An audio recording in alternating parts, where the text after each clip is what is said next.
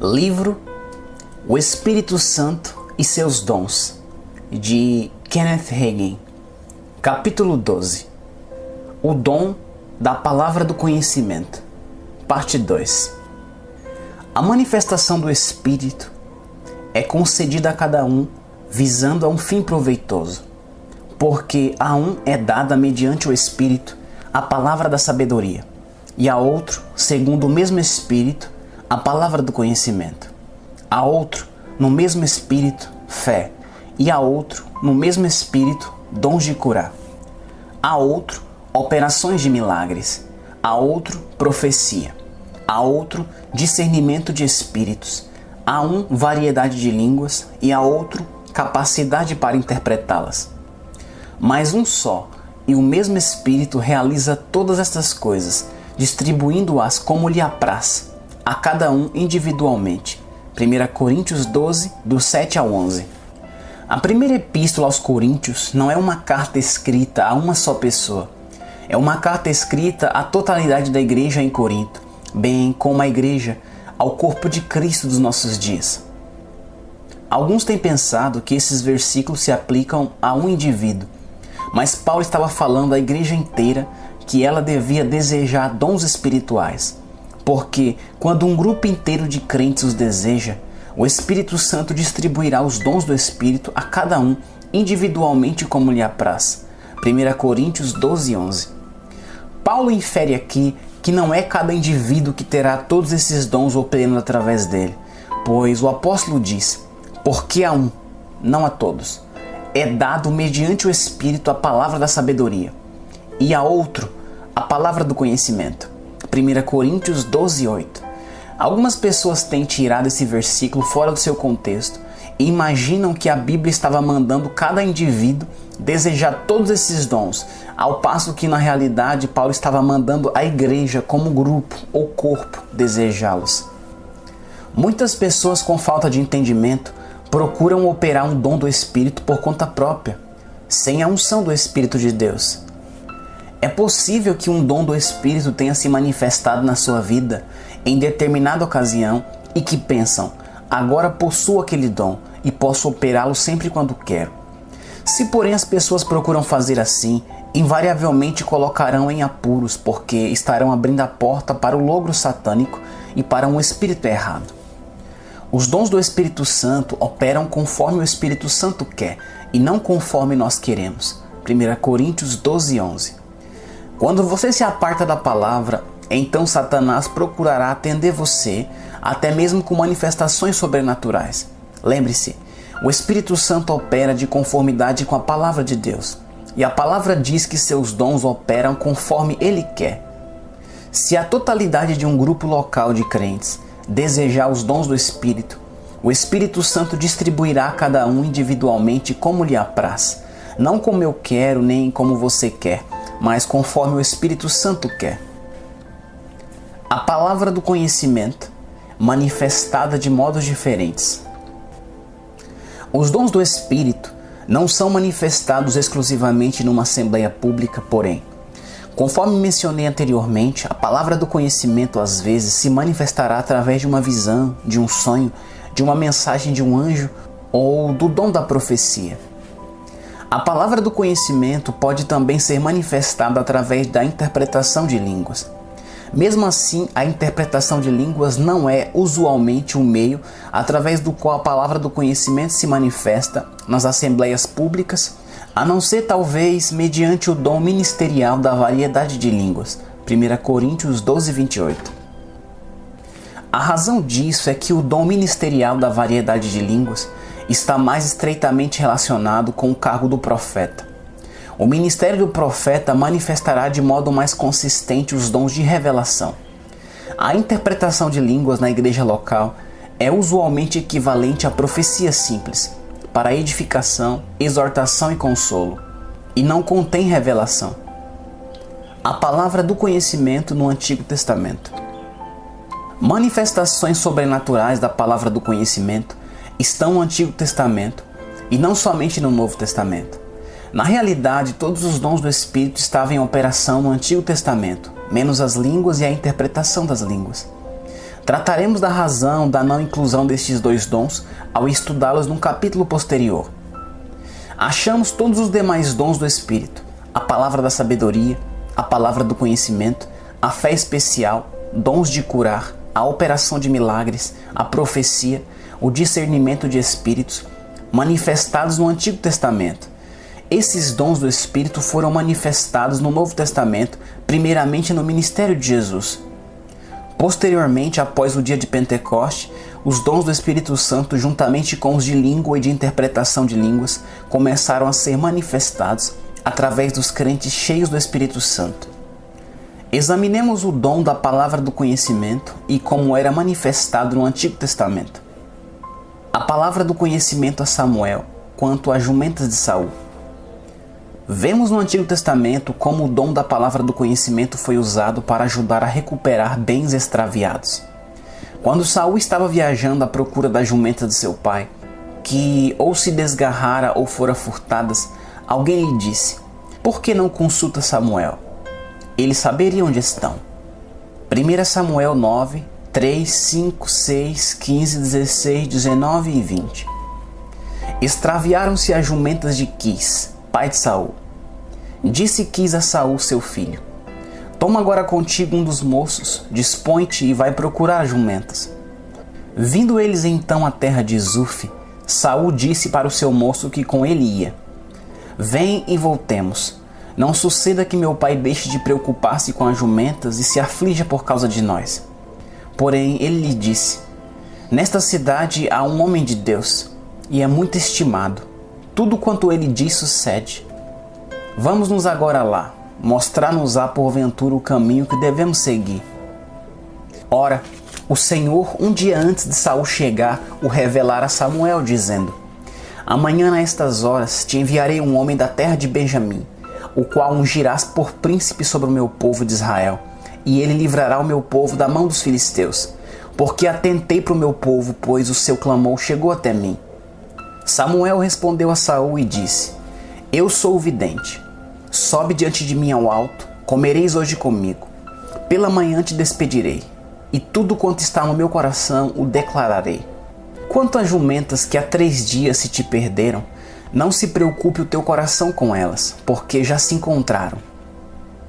E para quem está reservado tudo o que é precioso em Israel, não é para ti e para toda a casa de teu pai?"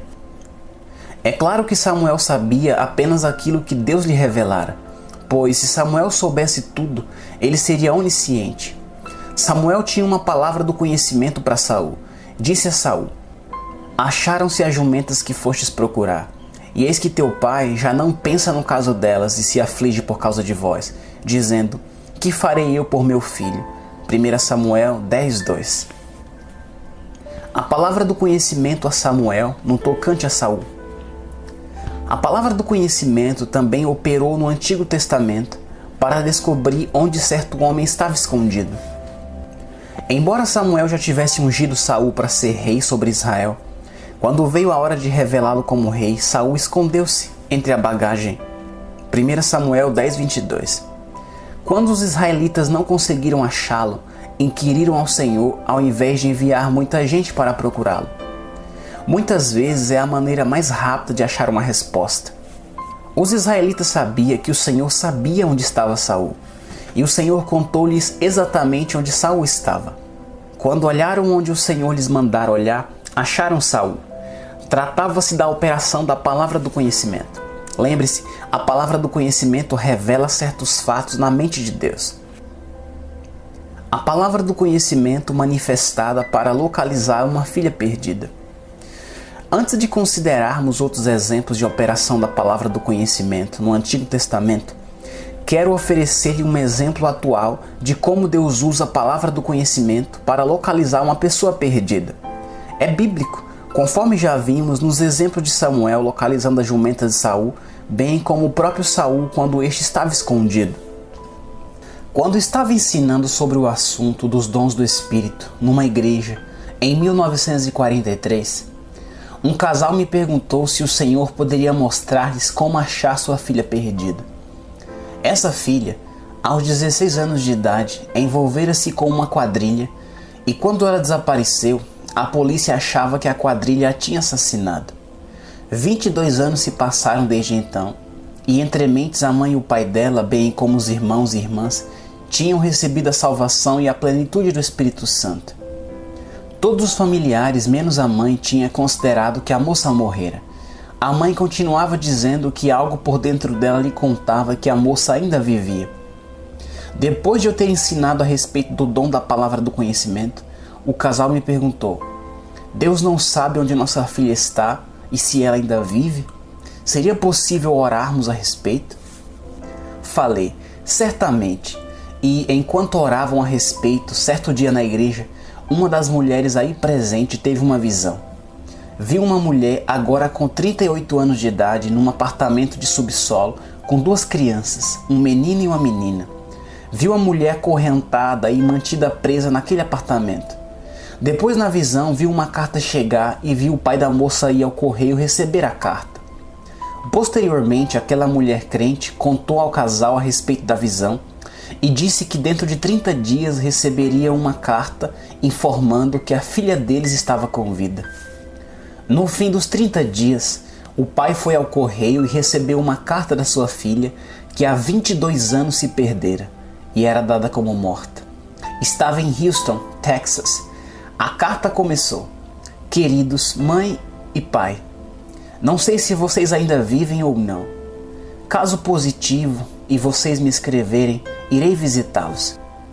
Estou com vida e saúde e lhes explicarei tudo quando for visitá-los. A filha voltou a ver os pais e a família inteira. Certo domingo de manhã, pouco depois, a filha foi para o nosso culto, juntamente com os 2 filhos dela e os pais. Naquela manhã, ela e o filho foram salvos e a filha dela foi salva posteriormente. A mulher tinha contado aos pais: 22 anos já se passaram desde a ocasião quando fui levada embora. A lei estava fazendo blitz contra a quadrilha a qual pertencia, e porque eu só tinha 16 anos, a quadrilha temia que eu a deletaria. A mulher continuou: Um dos moços sabia disso, de modo que me pegou e fugiu comigo. Acabamos nos casando, mas eu sabia suficiente a respeito dele para mandá-lo à cadeira elétrica, de modo que ele me manteve como prisioneira durante vários anos. Ele me acorrentava antes de sair ao trabalho todas as manhãs. Fiquei em condições de movimentar-me dentro do apartamento, mas não sair de lá. Durante 22 anos, esses pais não sabiam que Deus realmente podia informar-lhe a respeito da filha deles que se perdera. Nem sequer tinha pensado em orar a respeito. Mas depois de escutar ensinos nesse sentido, eles juntamente com outras pessoas ficaram inspirados a orar a respeito, e à medida que oraram, Deus lhes deu a palavra do conhecimento, que lhes revelou que aquela mulher estava com vida. Deus também lhes deu uma palavra da sabedoria, que estudaremos no capítulo seguinte, que indicou que teria notícias dela dentro em breve. A palavra do conhecimento para Elias. Vemos em seguida que a palavra do conhecimento foi manifestada para iluminar e encorajar um servo desanimado. Elias teve um grande triunfo lá no alto da montanha, quando orou para o fogo descer do céu. 1 Reis 18, 37 e 38. Mas quando alguém lhe contou, a rainha Jezabel disse que até essas horas da manhã ela vai tirar-lhe a cabeça. 1 Reis 19, 2. Elias ficou preocupado e com medo. Sentou-se debaixo de um zimbro e pediu a Deus que lhe deixasse morrer. Posteriormente disse a Deus: Tenho sido em extremo zeloso pelo Senhor Deus dos exércitos, porque os filhos de Israel deixaram a tua aliança, derribaram os teus altares e mataram os teus profetas à espada. E eu fiquei só, e procuram tirar minha vida. 1 Reis 19, 14. Em outras palavras, todos se desviaram, a não ser eu. Todos dobraram os joelhos diante de Baal, eu sou o único fiel que sobrou. Deus, no entanto, deu a Elias uma palavra do conhecimento que o encorajou e iluminou. Deus disse: Não, você não é o único que sobrou. Reservei para mim mesmo 7.000. 1 Reis 19, 18. Elias não poderia ter sabido disso de nenhuma outra maneira. Tenha certeza de que ele ficou encorajado ao saber que ele não foi o único fiel que havia sobrado, que Deus tinha outros 7.000 que não tinham dobrado os joelhos a Baal. A palavra do conhecimento para Eliseu no tocante a Geazi. A palavra do conhecimento também foi usada no Antigo Testamento para desmascarar um hipócrita. Quando Naamã foi curado da lepra e queria dar ao profeta Eliseu conjuntos de roupas, prata e ouro, Eliseu recusou, mas seu servo Geazi correu atrás de Naamã e mentiu para ele. 2 Reis 5, 21 ao 24. Então foi Geazi em alcance de Naamã. Naamã, vendo que corria atrás dele, saltou do carro a encontrá-lo e perguntou: "Vai tudo bem?" Ele respondeu: "Tudo vai bem. Meu senhor me mandou dizer: eis que agora mesmo vieram a mim 2 jovens entre os discípulos dos profetas da região montanhosa de Efraim. Dá-lhes, pois, 1 talento de prata e 2 vestes festivais." Disse Naamã: "Se servido tomar 2 talentos, estou com ele." E amarrou 2 talentos de prata em 2 sacos e 2 vestes festivais. Pô-los sobre 2 dos seus moços, os quais os levaram diante dele. Tendo ele chegado ao outeiro, tomou-os das suas mãos e os depositou na casa, e despediu aqueles homens que se foram. Naamã ficou tão emocionado ao ser curado que deu a Geazi o dobro do dinheiro que este pedira. E Geazi o escondeu, pois era ladrão, além de hipócrita e mentiroso. Quando Eliseu perguntou a Geazi para onde este tinha ido, respondeu: "Teu servo não foi a parte alguma." 2 Reis 5:25. Eliseu disse: "Porventura não fui contigo em espírito, quando aquele homem voltou do seu carro a encontrar-te?" 2 Reis 5:26. Como é que Eliseu, sentado na sua própria casa, poderia saber o que estava acontecendo a vários quilômetros de distância? Deus revelou a ele mediante uma palavra do conhecimento. Deus deu a Eliseu uma revelação sobrenatural daquilo que acontecera, e assim Geazi ficou desmascarado como hipócrita. A palavra do conhecimento para Eliseu no tocante à Síria. No Antigo Testamento também, uma palavra do conhecimento foi dada a fim de advertir um rei contra o plano de destruição feito pelo inimigo. 2 Reis 6, do 8 ao 12. O rei da Síria fez guerra a Israel, e em conselho com seus oficiais disse: "Em tal e tal lugar estará o meu acampamento." Mas o homem de Deus mandou dizer ao rei de Israel: "Guarda-te de passares por tal lugar, porque os sírios estão descendo para ali." O rei de Israel enviou tropas àquele lugar, de que o homem de Deus lhe falara e de que o tinha avisado, e assim se salvou, não uma e nem 2 vezes. Então, tendo-se turbado com este incidente o coração do rei da Síria, chamou ele os seus servos e lhes disse: "Não me fareis saber quem dos nossos é pelo rei de Israel?"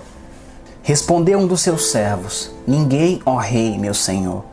Mas o profeta Eliseu, que está em Israel, faz saber ao rei de Israel as palavras que falas na tua câmara de dormir." Todas as vezes que o inimigo montava uma emboscada contra Israel, o profeta de Deus revelava esses planos aos israelitas. Finalmente o rei inimigo reuniu seus oficiais dizendo: "Por certo há um traidor entre nós que revela nossos planos." 2 Reis 6:11. Os oficiais responderam: "Não se trata de ninguém entre nós. Um profeta de Deus em Israel conta ao rei de Israel aquilo que vossa majestade fala na sua câmara de dormir." Tratava-se de uma revelação sobrenatural que Deus dava ao profeta Eliseu, a fim de avisá-lo a respeito do plano do inimigo contra Israel. O profeta não poderia ter sabido o que o rei dissera no seu quarto, nem aquilo que estava tramando, pois o profeta não estava ali. Pelo contrário, os planos lhe foram revelados de modo sobrenatural, mediante a palavra do conhecimento, e ela salvou Israel do perigo. A palavra do conhecimento no Novo Testamento. Passemos agora a examinar outros exemplos da palavra do conhecimento em operação, desta vez no Novo Testamento. Em primeiro lugar, vemos um exemplo da palavra do conhecimento operando no ministério de Jesus, quando ele ministrou a mulher samaritana em João capítulo 4. João 4, 7, 9, 10, do 13 ao 19, 25 e 26 diz assim: "Nisto veio uma mulher samaritana tirar água. Disse-lhe Jesus: Dá-me de beber. Então lhe disse a mulher samaritana: Como sendo tu judeu, pedes de beber a mim, que sou mulher samaritana? porque os judeus não se dão com os samaritanos. Replicou-lhe Jesus: se conheceras o dom de Deus e quem é o que te pede, dá-me de beber, tu lhes pedirias, e ele te daria água viva. Afirmou-lhe Jesus: quem beber desta água tornará a ter sede. Aquele, porém, que beber da água que eu lhe der, nunca mais terá sede, para sempre. Pelo contrário, a água que eu lhe der será nele uma fonte a jorrar para a vida eterna. Disse-lhe a mulher: Senhor, dá-me desta água para que eu não tenha mais sede, e nem precise vir aqui buscá-la. Acudiu-lhe Jesus: vai, chama teu marido e vem cá. Ao que lhe respondeu a mulher: não tenho marido. Replicou-lhe Jesus: bem disseste, não tenho marido. Porque 5 maridos já tiveste, e esse que agora tens não é teu marido. Isto disseste com verdade. Senhor, disse a mulher, vejo que tu és profeta. Eu sei, respondeu a mulher, que há de vir o Messias, chamado Cristo. Quando ele vier, nos anunciará todas as coisas. Disse-lhe Jesus: eu o sou, eu que falo contigo. Jesus pediu que essa mulher lhe desse água. Ela perguntou a Jesus quem ele era, e ele respondeu: se conheceras o dom de Deus e quem é o que te pede, dá-me de beber, tu lhe pedirias, e ele te daria água viva. João 4,10. Jesus disse: a água que eu der será uma fonte a jorrar para a vida eterna. João 4,14. Essa mulher samaritana queria aquela água. Senhor, dá-me desta água para que eu não mais tenha sede, nem precise vir aqui buscá-la. Falou pensando na água da fonte. Então Jesus mandou a ir buscar o seu marido. Quando ela falou que não tinha marido, ele disse com efeito: você tem razão nisso, já teve 5 maridos, e o homem com quem você vive agora mesmo não é seu marido. João 4, 17 e 18. Jesus sabia disso por uma revelação interior, por uma palavra do conhecimento, e usou esse dom para levar essa mulher à salvação. A palavra do conhecimento a Pedro, no tocante a Ananias e Safira. No Novo Testamento, a palavra do conhecimento também foi usada para revelar corrupção na igreja local. Em Atos capítulo 5, lemos que Ananias e Safira tinham mentido à igreja e ao Espírito Santo. Atos 5, do 1 ao 4. Entretanto, certo homem, chamado Ananias, com sua mulher Safira, vendeu uma propriedade. Mas, de acordo com sua mulher, reteve parte do preço, e levando o restante, depositou aos pés dos apóstolos. Então disse Pedro: Ananias, por que encheu Satanás teu coração para que mentisses ao Espírito Santo, reservando parte do valor do campo? Conservando-o porventura não seria teu? E vendido, não estaria em teu poder? Como, pois, assentastes no coração este desígnio? Não mentiste aos homens, mas a Deus. Se Ananias e Safira tivessem vendido sua propriedade e dado só metade do dinheiro à igreja, não teria havido problema. Mas entrou mentira no meio. Reservaram parte do dinheiro para si mesmos, mas declararam que estavam dando à igreja a totalidade do dinheiro apurado da venda do terreno. Quando Ananias deixou o dinheiro aos pés dos apóstolos, Pedro deve ter feito a Ananias uma pergunta tal como: é este o preço do terreno? Quando Ananias respondeu que sim, Pedro perguntou: por que encheu Satanás teu coração para que mentisses ao Espírito Santo? Atos 5:3. A totalidade da transição foi revelada a Pedro mediante uma palavra do conhecimento. Entrou a esposa de Ananias, Safira, e aconteceu a mesma coisa, e os dois caíram mortos no mesmo dia. Minhas experiências com a palavra do conhecimento. Já tive muitas experiências no meu próprio ministério em que o Senhor me usou na palavra do conhecimento. Uma quinzena depois de eu ter sido batizado no Espírito Santo, o dom da palavra do conhecimento começou a operar por meu intermédio. A primeira manifestação ocorreu quando encerrei o culto certa noite. Fechei os olhos para pronunciar a bênção. Ao fazer assim, tive uma visão rápida diante de mim. Vi uma pessoa naquela congregação, uma recém-convertida, segundo o Espírito Santo me revelou. Nessa visão, vi as pessoas com quem ela estivera na noite anterior e aquilo que ela fizera. Tinha menos de um mês de idade no Senhor e tinha sido forçado a pôr 2 outras pessoas a fazer uma coisa errada. Eu sabia mediante a revelação, mediante a palavra do conhecimento, que esta mulher achava que Deus já não a amava mais, pois ela pecara. Tinha resolvido que depois de sair deste culto, ela nunca mais iria à igreja porque fracassara. Tratava-se de uma visão espiritual que veio a mim num instante de tempo. Falei à congregação de tal maneira que nenhuma outra pessoa sabera daquilo que acontecera, mas que esta mulher saberia que Deus a amava e estava lidando com ela. Antes de eu acabar de falar, essa mulher correu chorando até o banco da bênção. Eu sabia que ela estava salva, mas ainda não recebera a plenitude do Espírito. Antes de os joelhos dela derem no chão, já recebeu o Espírito Santo. Descobriu quanto o Senhor realmente a amava. Outra ocasião em que o Espírito Santo me falou, mediante a palavra do conhecimento a respeito de um recém-convertido, ocorreu na última igreja que pastoreei enquanto fazia a barba certa manhã. Ouvi o Espírito Santo me dizer: quero que você vá orar por fulano, ele tem pecado. Esse recém-convertido era um homem de 43 anos de idade e acabara de ficar salvo uns 15 dias antes. Tinha perdido a paciência no emprego e o Espírito Santo me mostrou que ele tinha pecado e que agora estava em casa de cama. Ficara doente como resultado da sua crise de nervos. O Senhor queria que eu fosse até lá a fim de restaurá-lo. Ali havia um homem necessitado e o Espírito de Deus sabia tudo a respeito. Sem dúvida havia outras pessoas na minha congregação que também tinham necessidades, mas Deus não me revelou para ministrar todas elas.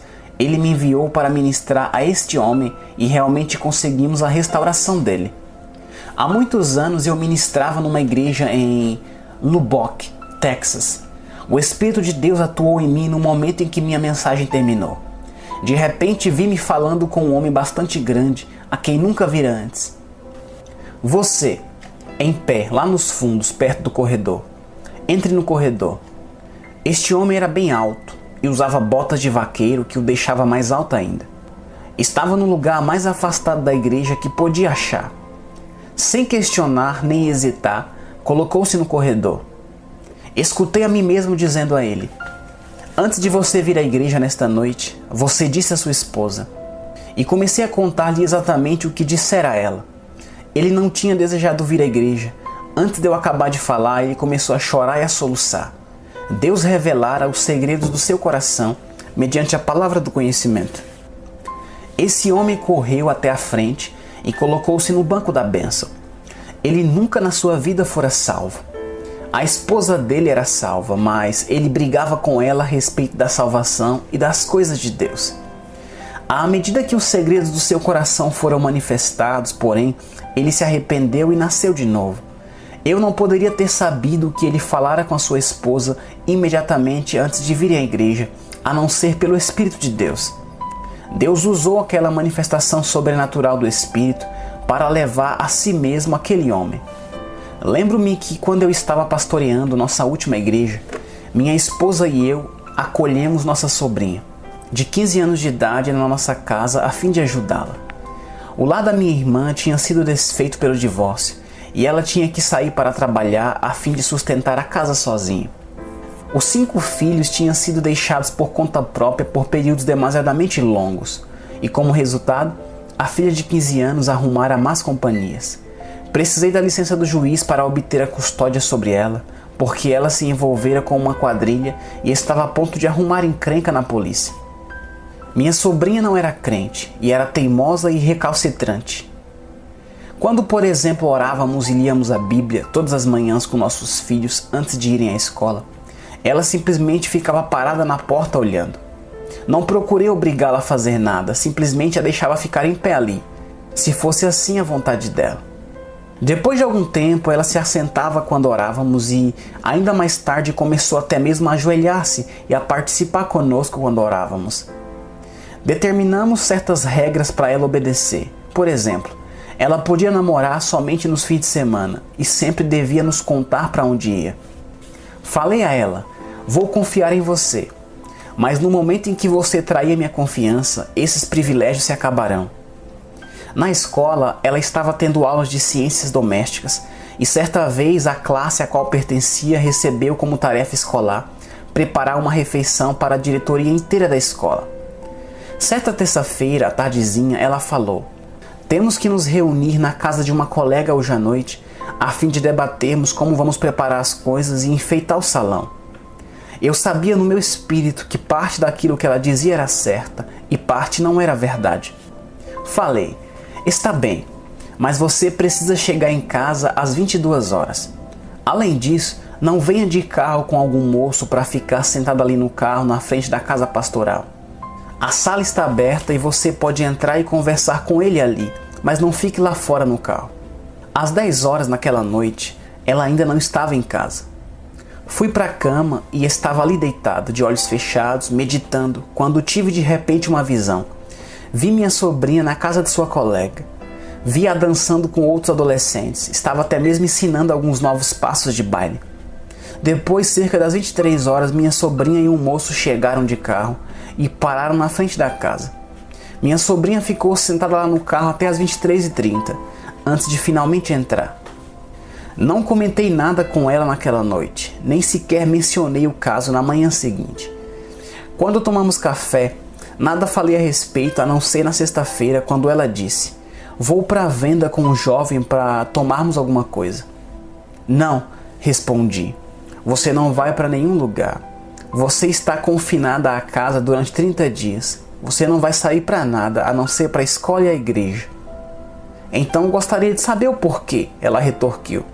Respondi: "Já lhe disse que se você não traísse a minha confiança, eu lhe daria mais liberdade. No entanto, você traiu mesmo a minha confiança. Mandei você estar em casa às 22 horas, na terça-feira, mas você só chegou às 23h30. Ora, demoramos para fazer nossos planos", falou. Falei: "Você ficou lá fora, na frente da casa pastoral, durante 30 minutos. Além disso, você estava naquela casa ensinando novos passos de baile à juventude." "Quem me delatou?", perguntou ela. "O Espírito Santo me contou. Eu estava deitado na cama de olhos fechados, quando numa visão repentina fui transportado à casa da sua colega. Vou lhe descrever exatamente como os móveis estavam dispostos ali. Enquanto eu descrevia a disposição dos móveis, os olhos dela se arregalaram e ela começou a balbuciar. Falei: "O Senhor não mentiu contra você, certo?" "Não", ela disse. "Ele não mentiu." Mas os jovens não conheciam algum desses novos passos e simplesmente achei que poderia demonstrá-los.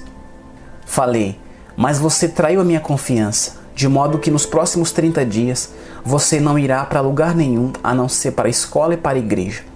Antes de se esgotarem os 30 dias, ela foi salva e batizada no Espírito Santo e nunca mais deu problemas. A palavra do conhecimento como uma ajuda à oração. Uma das áreas mais maravilhosas em que a palavra do conhecimento pode ser usada é como ajuda poderosa na oração eficaz em prol dos servos de Deus em aflição ou por aqueles que necessitam da ajuda espiritual. Li certa vez a respeito de um pastor e sua esposa que acolheram uma adolescente na sua casa depois da própria filha ter crescido e partido para o campo missionário. Queriam ajudar este moço porque ele não tinha pais. Obtiveram a custódia do rapaz com autorização do juiz, pois tinha dado problemas e estava sob a jurisdição do fórum. O rapaz foi salvo e recebeu a plenitude do Espírito Santo, e por algum tempo foi muito bem na sua vida cristã. Depois de completar o curso colegial, no entanto, teve uma tendência de recair em alguns dos caminhos antigos, e isso causou muita mágoa e preocupação ao pastor e à esposa dele. Certo dia, o moço saiu a procurar emprego. A esposa do pastor estava em casa lavando louça quando de repente se sentiu compelida a orar. Não sabia do que se tratava, mas parou bem no meio do serviço dela e começou a orar fervorosamente. Enquanto orava no espírito, esta mãe teve uma visão e viu o moço no centro da cidade, a ponto de entrar numa casa de jogatina de péssima fama. Ela ficou preocupada e orou por ele com toda sinceridade. Depois, na visão, ela o viu já 1 metro para dentro da porta. De repente, endireitou-se, virou-se na direção oposta e saiu pela mesma porta. E continuou a percorrer a calçada. Então a visão chegou ao fim. Ela começou a cantar e regozijar-se no espírito, porque sabia que ganhara a vitória. e assim parou de orar e voltou à sua louça. Naquela tarde o moço voltou, beijou-a na face e disse: "Então, mamãe, conquistei uma grande vitória hoje, e além disto consegui um emprego." Ela lhe respondeu: "Vou lhe dizer qual vitória você ganhou hoje." E contou-lhe como ele começou a entrar no salão de jogatina, penetrou 1 metro lá dentro, então virou-se e saiu. O moço falou: "Foi exatamente assim que aconteceu. Tratava-se de uma revelação sobrenatural da palavra do conhecimento, e foi uma ajuda poderosa na oração." Essa mãe não teria sabido daqueles pormenores a não ser mediante o Espírito de Deus. Todos nós precisamos dos dons do Espírito em operação em todas as áreas da nossa vida. Os pais de adolescentes, em especial, precisam da orientação do Espírito Santo e da operação dos dons do Espírito nesses dias conturbados. A palavra do conhecimento também pode ser usada para revelar a doença e a presença de um espírito maligno. No meu próprio ministério, por exemplo, ficava sabendo às vezes, mediante uma palavra do conhecimento, que um espírito maligno estava oprimindo o corpo de algum enfermo. Fica claro que se a pessoa a quem fiquei ministrando era crente, o espírito maligno não estaria no espírito da pessoa, estaria apenas no seu corpo. Eu falava ao espírito, mandava que saísse em nome de Jesus e a pessoa ficava curada. Uma doente mental liberta pela palavra do conhecimento. Muitas vezes um espírito mau está envolvido em casos de doença mental, embora nem sempre seja assim. Uma pessoa pode ficar doente mentalmente tanto quanto pode ficar doente fisicamente. Ora, todas as vezes em que a pessoa tem dor de estômago, por exemplo, nem por isso se trata de um espírito maligno oprimindo-a, nem que há demônio presente no seu corpo.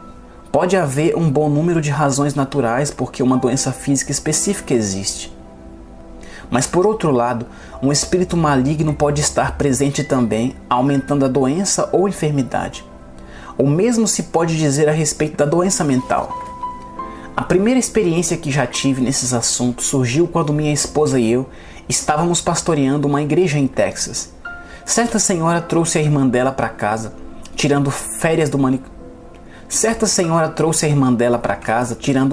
manicômio. O médico falara à mulher que a irmã dela nunca ficaria certa da cabeça e que sempre precisaria de cuidados hospitalares. Essa mulher, mentalmente enferma, tinha sofrido de loucura violenta, procurara matar a si mesma e outras pessoas, e durante mais de 2 anos ficara trancada numa cela acolchoada. Como resultado de ter ficado sem a luz do sol e quase sem exercício, sua saúde geral tinha deteriorado. Os médicos disseram que acreditavam que ela nunca voltaria a ficar violenta, mas que sempre precisaria de ficar internada. Deixaram a irmã dela levá-lo para casa por uma quinzena de férias, quando então poderia caminhar à luz do sol e exercitar-se. Por outro lado, se o sol, o exercício e a mudança de ambiente não melhorassem a saúde dela, não viveria muito mais tempo, segundo explicaram os médicos. A irmã trouxe a enferma à casa pastoral, e enquanto orávamos, o Espírito de Deus mandou colocar-me na frente dela e dizer: "Sai dela, espírito imundo, em nome de Jesus." Eu nunca fizera nada semelhante em toda a minha vida antes disso. Há muitos anos tinha conhecido algo dessa dimensão sobrenatural na oração pela cura das pessoas. Mas operar nos dons do Espírito no assunto de cura ainda estava fora da minha experiência e fiquei relutante.